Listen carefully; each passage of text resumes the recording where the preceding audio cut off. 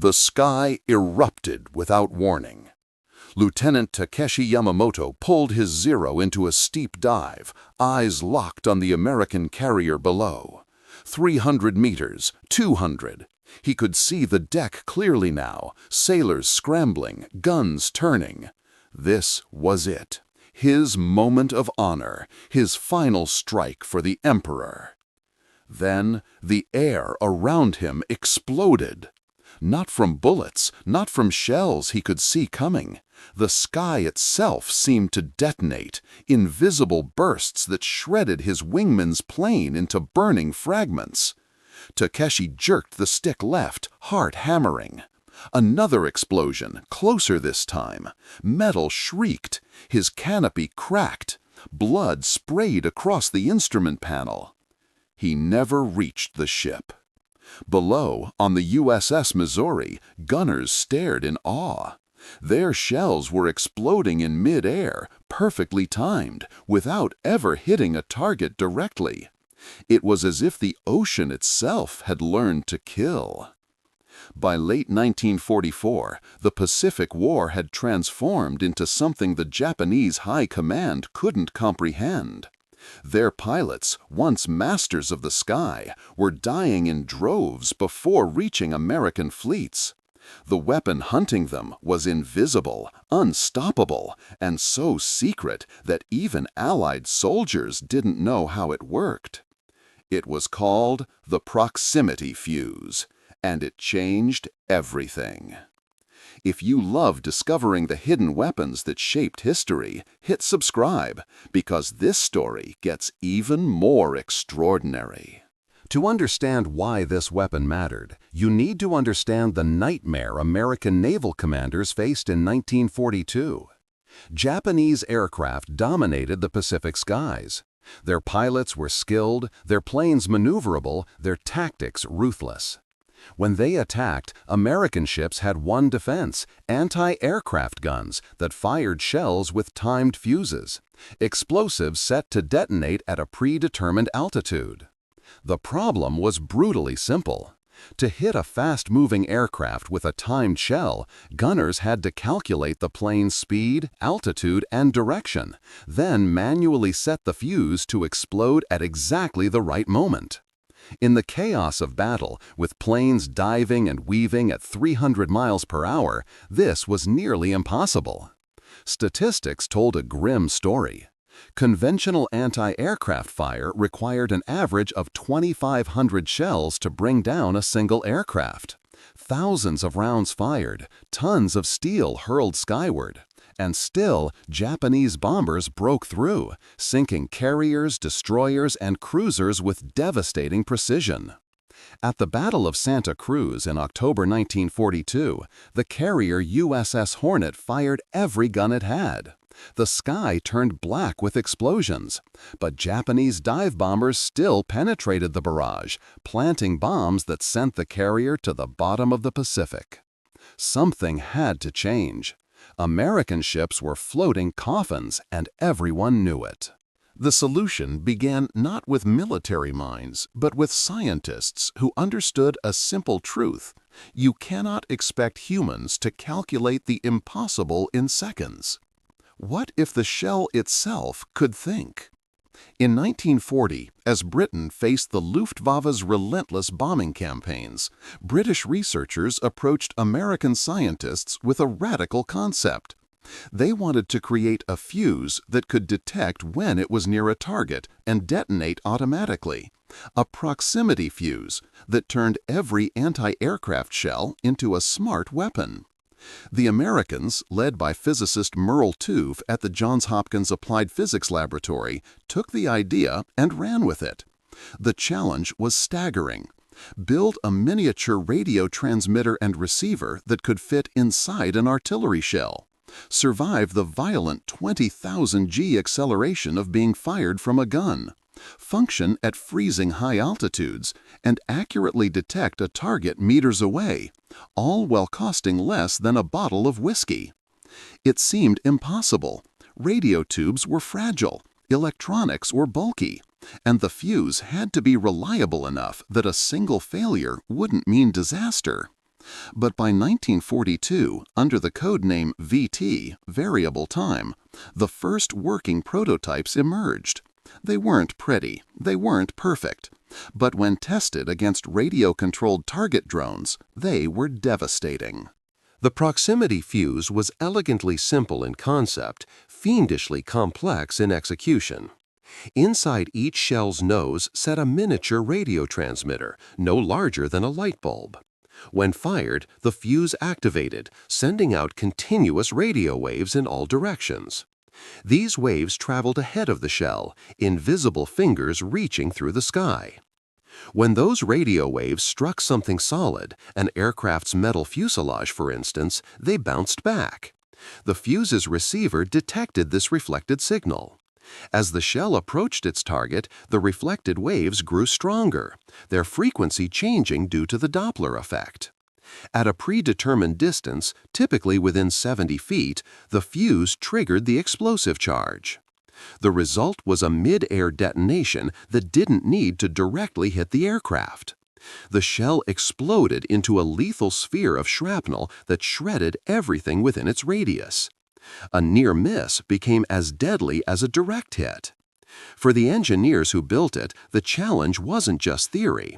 They had to create vacuum tubes that wouldn't shatter under the massive G-forces of gun firing. They designed batteries that activated only after launch. They crafted circuitry that could distinguish between ocean waves and aircraft, clouds and bombers. By 1943, the VT fuse was ready, but using it would require absolute secrecy. Because if this technology fell into enemy hands, the advantage would evaporate overnight. Security around the proximity fuse bordered on paranoia, and for good reason. The fuse represented such a technological leap that American military leadership classified it above top secret. Even generals weren't briefed on how it functioned. Soldiers who loaded the shells had no idea what made them special. To everyone, except a select few, they were just VT fuses, the acronym deliberately meaningless to prevent speculation. The most critical restriction: VT fuses could only be used over water. This wasn't arbitrary caution. If a shell landed on enemy-controlled ground without detonating, Japanese or German engineers could recover it, reverse engineer the technology, and develop their own version. Over the ocean, unexploded shells sank into depths where recovery was impossible. This meant that for the first year of deployment, the weapon that could save ground troops from air attack couldn't be used to save ground troops. Soldiers fighting in Europe and the Pacific Islands died under aerial bombardment, while their own ships carried a weapon that could have protected them. The decision haunted commanders, but they held firm. In August 1943, the proximity fuse saw its first combat test during a Japanese air raid on American ships near Guadalcanal. Gunners loaded the new shells without fanfare, without understanding. When Japanese bombers appeared on the horizon, the gunners fired. And the sky began to explode in ways that defied every rule of warfare they knew. The after-action reports from that August night read like fiction. American cruisers had fired fewer than 200 VT-fused shells. 4 Japanese bombers exploded in mid-air, their wreckage spiraling into the dark Pacific. 3 more, damaged and trailing fire, limped away and crashed before reaching their base. The kill ratio had just jumped from 2,500 shells per aircraft to under 30. Commanders aboard the ships couldn't believe the reports. Gunners insisted they hadn't scored direct hits. The planes had simply exploded nearby their shells, as if the sky itself had turned hostile. Intelligence officers scrambled to understand what they'd witnessed. Only a handful of people in the fleet knew the truth. Over the following months, deployment expanded carefully. More ships received VT ammunition. More Japanese raids ended in aerial slaughter. And slowly, horrifyingly, Japanese pilots began to realize something was wrong. Their tactical briefings had always warned about American anti-aircraft fire, heavy but inaccurate. Now, that fire had become lethal at ranges that shouldn't be possible. Pilots who survived reported shells that exploded without warning, creating kill zones that couldn't be evaded. The Japanese High Command studied the reports, searched wreckage, interrogated prisoners. They found nothing conclusive. How could they? The technology was so advanced it seemed like science fiction. And the Americans intended to keep it that way. By mid-1944, the Pacific War had reached a critical phase. American forces were island-hopping toward Japan, each battle bringing them closer to the enemy's homeland. But every amphibious landing, every carrier group, every supply convoy remained vulnerable to one thing: Japanese air power. The Imperial Japanese Navy, desperate and depleted, began embracing a horrifying new tactic. If conventional bombing couldn't penetrate American defenses, perhaps suicide attacks could. The Kamikaze, divine wind, pilots who would deliberately crash their explosive-laden planes into American ships. It was a weapon of pure will against steel, and initially it worked. In October 1944, during the Battle of Leyte Gulf, the first organized kamikaze attacks struck the American fleet. The escort carrier USS St. Lo took a Zero fighter directly through its flight deck. The ship exploded and sank in less than an hour. Other vessels burned, listing, crews screaming as aviation fuel ignited across their decks. Conventional anti-aircraft fire proved inadequate. You couldn't just damage a kamikaze, you had to obliterate it completely, or the flaming wreckage would still hit its target. This was the nightmare scenario American planners had feared. Fanatics willing to die, targeting the one weakness in naval defense: the seconds between detection and impact. But they had a counterweapon ready, and it was about to turn the kamikaze's courage into a death sentence. The transformation happened rapidly, ruthlessly. By December 1944, nearly every major American warship in the Pacific carried VT-fused ammunition. Destroyers, cruisers, battleships, carriers, all armed with shells that could kill without direct contact. When Japanese kamikaze waves approached, American gunners opened fire at maximum range. The difference was immediate and spectacular.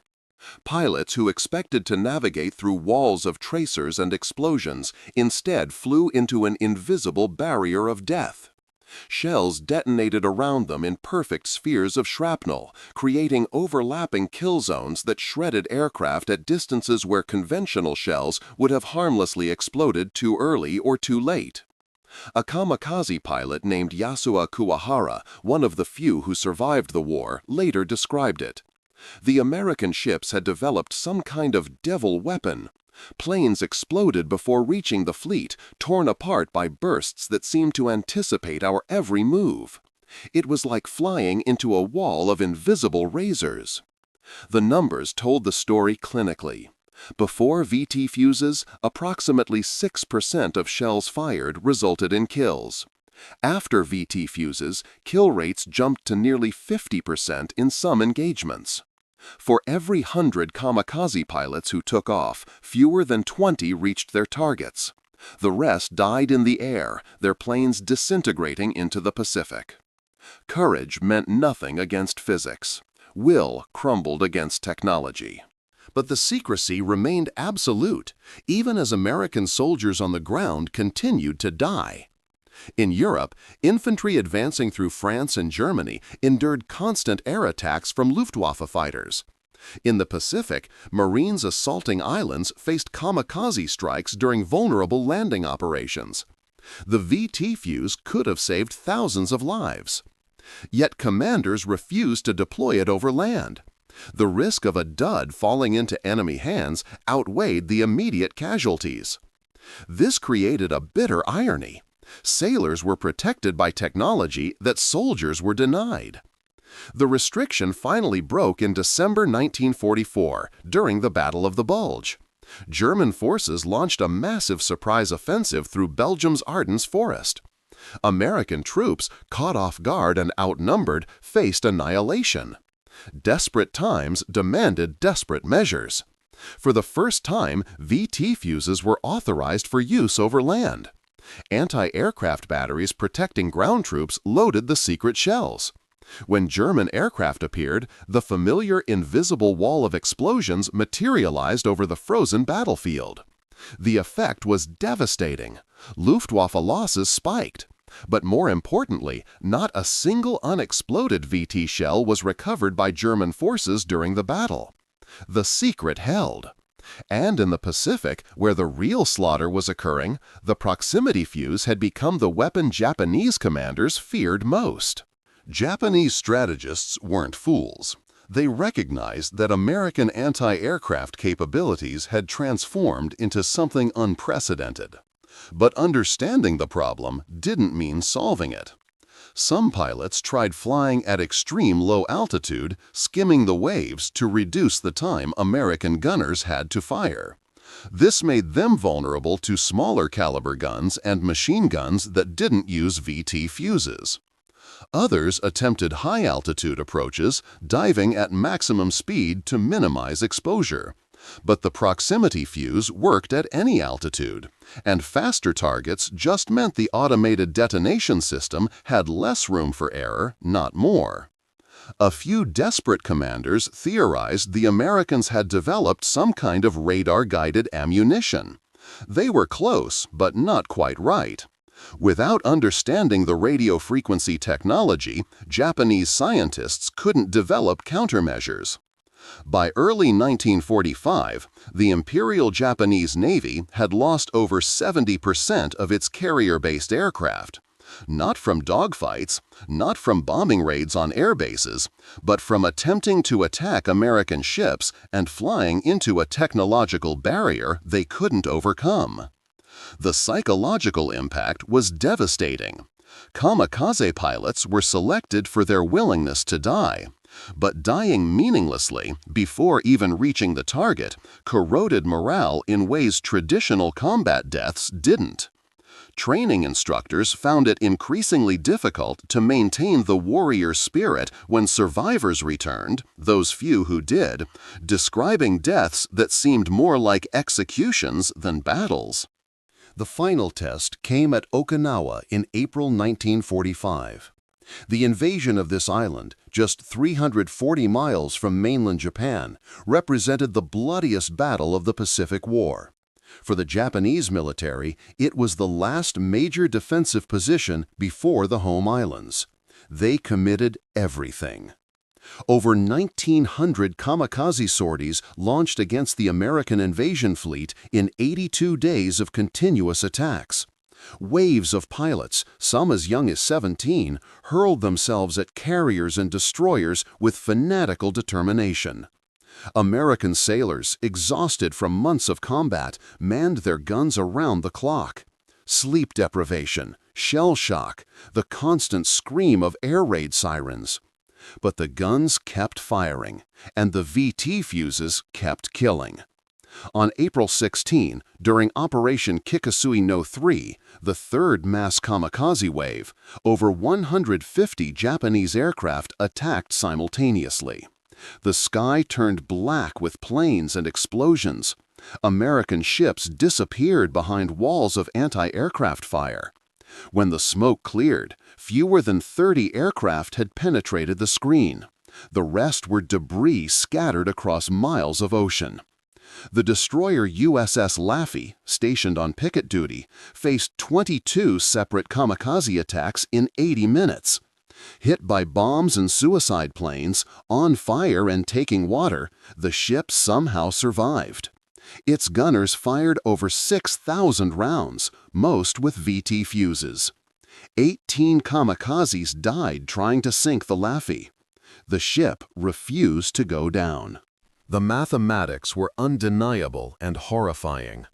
Of the 1,900 kamikaze pilots who attacked at Okinawa, fewer than 15% successfully hit their targets. Nearly 1,600 young men died without accomplishing their mission, shot down before they could complete their suicide dives. The proximity fuse didn't just kill efficiently, it killed at a ratio that made the kamikaze strategy unsustainable. Japanese military leadership faced a cruel calculation. They were running out of pilots faster than they could train replacements. Each mass attack consumed hundreds of aircraft and experienced aviators. The Americans, meanwhile, were producing VT shells by the millions. In May 1945, after the 7th Kikusui operation ended in disaster, Vice Admiral Matome Ugaki, commander of the Kamikaze Corps, wrote in his diary, "Our pilots show magnificent spirit, but spirit alone cannot penetrate the American defensive fire. We are sending our finest young men to die against a wall we cannot breach." The desperation showed in changed tactics. Some kamikaze units began attacking at night, hoping darkness would reduce the effectiveness of American guns. It didn't. The VT fuse needed only the radar reflection from a metal aircraft, not visual confirmation. Others tried approaching from multiple directions simultaneously, attempting to overwhelm the defensive screen. But American fire control radars directed the guns precisely, and proximity-fused shells created overlapping fields of death. There was no counter, no adaptation, no solution. The secret couldn't last forever. In June 1945, as Okinawa fell and American forces prepared for the invasion of mainland Japan, Allied intelligence finally permitted a controlled disclosure. Press releases described a new type of anti-aircraft shell that had revolutionized naval defense. Details remained classified, but the basic principle was revealed: shells that exploded near targets without direct hits. When Japanese intelligence officers read the reports, the reaction was disbelief, then resignation. They had been fighting against technology that wouldn't become common in their own military for decades. It was as if one side had shown up to a sword fight with machine guns. Some historians argue the proximity fuse saved the invasion of Japan from ever happening. By late 1945, American projections estimated that invading the home islands would cost hundreds of thousands of Allied lives and potentially millions of Japanese casualties. But the kamikaze threat, once genuinely terrifying, had been neutralized. The divine wind had broken against an invisible wall. On August 6 and 9, atomic bombs fell on Hiroshima and Nagasaki. Japan surrendered on August 15th. The proximity fuse never received the fame of the atomic bomb, the Sherman tank, or the P-51 Mustang. But in the mathematics of warfare, it had already won the Pacific. When the war ended and records were unsealed, the scale of the proximity fuse's impact became clear. Over 22 million VT-fused shells had been produced during the war. They had destroyed more enemy aircraft than any other anti-aircraft weapon system. Estimates suggest the proximity fuse alone was responsible for shooting down over 5,000 aircraft in the Pacific and European theaters. The human cost, or rather the lives saved, was staggering. Naval analysts calculated that without VT fuses, kamikaze attacks would have sunk dozens more ships and killed thousands of additional sailors. Ground troops who benefited from proximity-fused artillery during the Battle of the Bulge owed their survival to technology they didn't understand.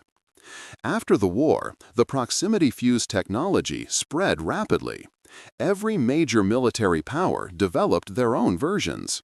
Modern air defense systems, from anti-aircraft missiles to artillery shells, all descend from the principles pioneered in that Johns Hopkins laboratory.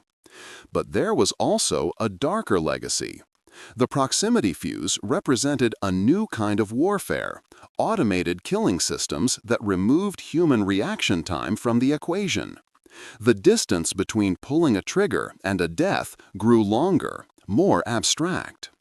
For the Japanese pilots who faced it, there was no glory in dying against invisible explosions, no warrior's death, just sudden mechanical obliteration.